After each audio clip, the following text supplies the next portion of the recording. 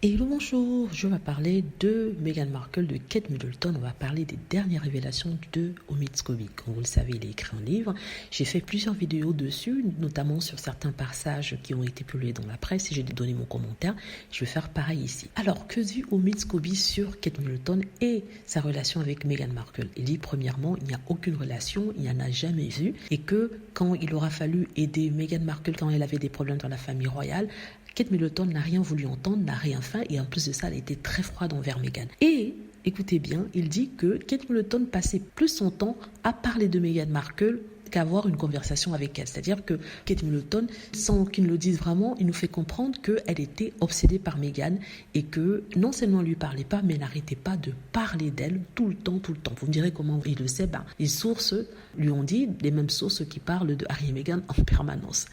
Donc je suis en train de dire ça, ça m'a fait bien rigoler. Elle est obsédée par Meghan. Et je comprends, pour créer tout ce drame autour de, premièrement, le mariage de Meghan, où elle a insisté que les petites filles portent des collants et insisté que Meghan Markle change les vêtements de petites filles la veille du mariage. Ça, c'est, je ne sais pas ce que vous appelez ça, si ce n'est pas vraiment du sabotage. Bon, on va passer ça, j'en avais déjà parlé dans une vidéo, mais apparemment, d'après Omid Scobie, elle serait obsédée par Meghan Markle, obnubilée plutôt, pas obsédée, obnubilée par Meghan Markle.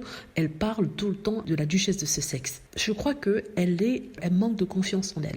Donc quand elle a vu une Meghan qui est déjà quelqu'un qui a voyagé, qui a une carrière notamment dans les médias et qui sait comment se présenter, s'exprimer, elle a pris peur. Elle a pris peur et quand une femme prend peur en voyant une entre guillemets rivale, ça donne un comportement assez lâche et assez mesquin.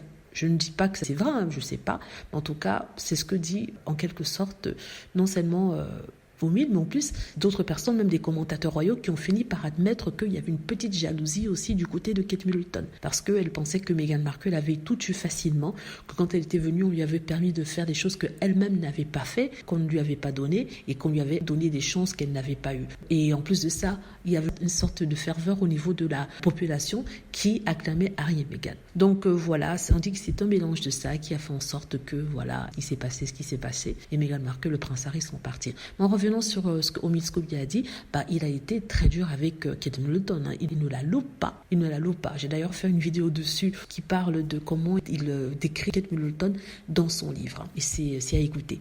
Voilà. Dites-moi ce que vous en pensez. J'espère que vous avez aimé la vidéo. N'hésitez pas à cliquer sur like si c'est le cas, à vous abonner pour plus de vidéos et à cliquer sur la petite cloche afin d'être averti lorsque je poste une nouvelle vidéo. Merci.